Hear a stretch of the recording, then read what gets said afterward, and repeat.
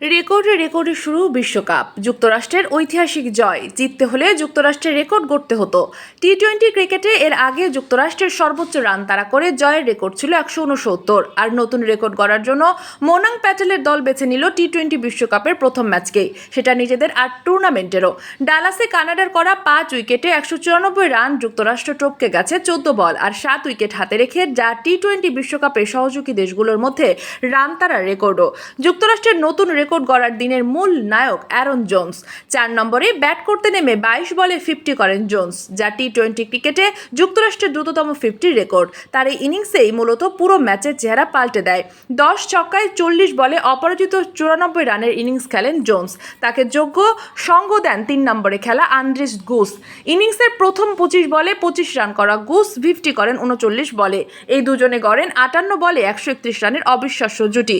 Over প্রতি এই জুটি তুলেছে 14.29 রান। টি-20 বিশ্বকাপে 17 রানের জুটিতে এর চেয়ে দ্রুত গতিতে রান তুলতে পারেনি আর কোনো জুটি। 46 বলে 65 রান করে আউট হন Goose. Sheikh Masuma, voice of Trends.